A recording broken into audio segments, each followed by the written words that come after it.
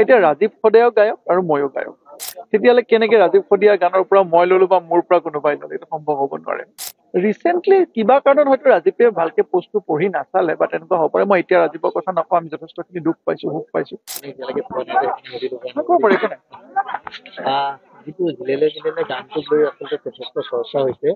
আমি বহু বছৰ পূৰ্বে আপোনাৰ কণ্ঠটো শুনিছো, এই সমগ্ৰ বিষয়টো সন্দৰ্ভত কেনেকুৱা কি আচলতে? মই আটাইতকৈ আচৰিত হৈছো যে বিতৰ্কটো হ'ব লগা ক'ত। প্ৰথম বস্তুটো হৈছে কি, ৰাজীৱ সদিয়াৰ মৃত্যু হৈছে। ৰাজীৱ সদিয়াৰ মৃত্যুৱে আমাৰ সাংস্কৃতিক জগতত এক যথেষ্টখিনি লোকচান কৰিছে, সাংস্কৃতিক জগতৰ কাৰণে বিস্তৰ ক্ষতি। তেনে ক্ষেত্ৰত ৰাজীৱ সদিয়াৰ পৰিয়ালটোক আজিৰ তাৰিখত যি সহায় আমাৰ পৰা লাগে, সেই সহায়খিনি আমি আগবঢ়াব লাগে।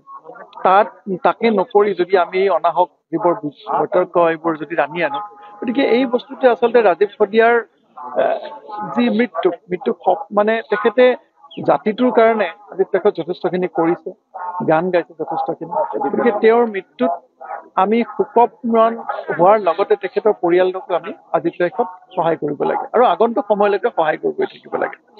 এতিয়া গানটোৰ কথাটো এনেকুৱা যে সেই গানটোৰ যাৰ হাতত কপিৰাইট আছে, কপিৰাইট মানে যাৰ হাতত মালিকী স্বত্ব আছে, তেওঁ হৈছে কিশোৰ বৰুৱা বুলি এজন প্ৰডিউচাৰ, তিনিচুকীয়াৰ এজন প্ৰডিউচাৰ।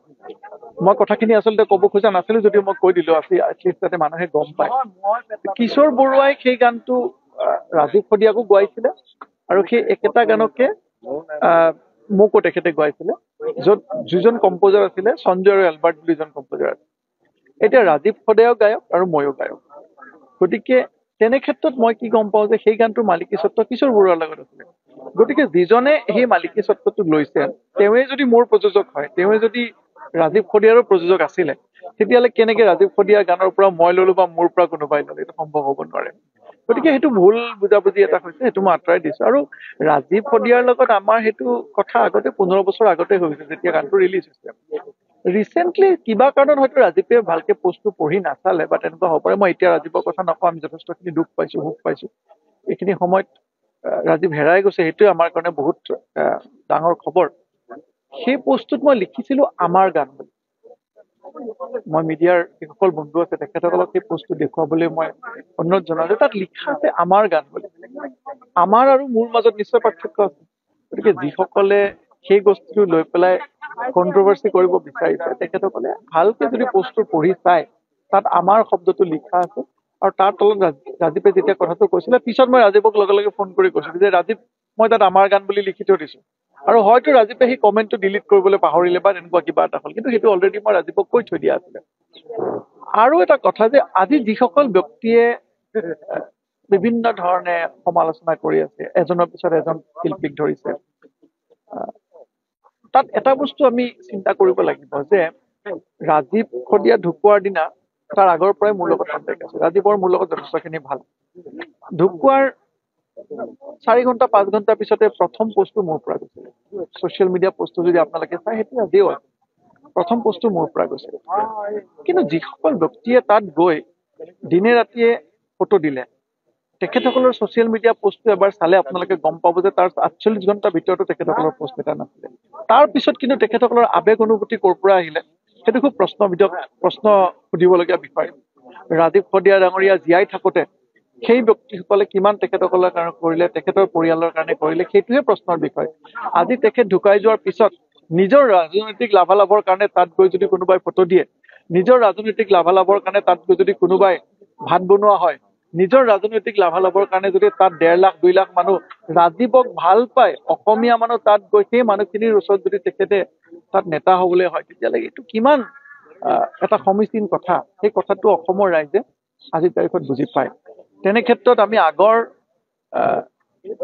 বহুত ক্ষেত্ৰত দেখিছো যে আগৰ এনেকুৱা বহুত আন্দোলনত আমি দেখিছো যে কাৰোবাৰ উচতনিত কেইটামান ডেকা ল'ৰা ইতিমধ্যে আমাৰ পৰা হেৰাই গৈছিলে।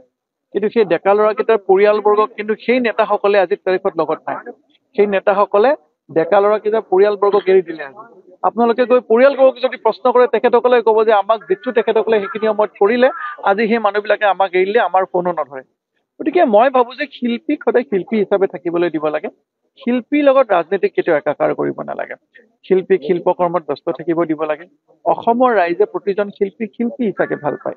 গতিকে তেখেতৰ লগত যেতিয়া ৰাজনীতি কৰিবলৈ কোনোবা ব্যক্তি উদ্যত হ'ব, তেতিয়াহ'লে সেই ৰাজনীতি সদায় খুব ভাল ৰাজনীতি নহয়, সেই আচলতে আমি ক'ব পাৰিম যে এইটো নিগেটিভ পলিটিক্স হ'ব।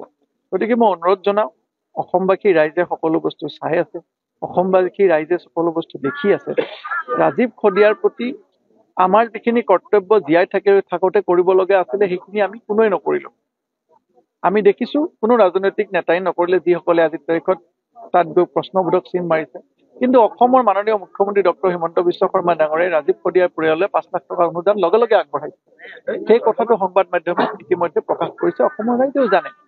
গতিকে আজিৰ তাৰিখত মই সকলোলৈ অনুৰোধ জনাইছো যে ৰাজীৱ খদিয়াৰ পৰিয়ালৰ প্ৰতি এতিয়া কৰ্তব্যখিনি সকলোৱে কৰিব লাগে, আৰু যাতে ৰাজীৱৰ সৰু ল'ৰাটোৱে অসমত নিজৰ দেউতাকৰ যি গৌৰৱ, সেই গৌৰৱ ৰাখি অসমৰ সাংস্কৃতিক জগতখনত যাতে সেই সৰু ল'ৰাটোৱে নিজৰ প্ৰতিভা বিকাশ কৰিব পাৰে, তাৰ প্ৰতি লক্ষ্য ৰাখিবৰ কাৰণে মই সকলোকে অনুৰোধ জনাইছো। ধন্যবাদ।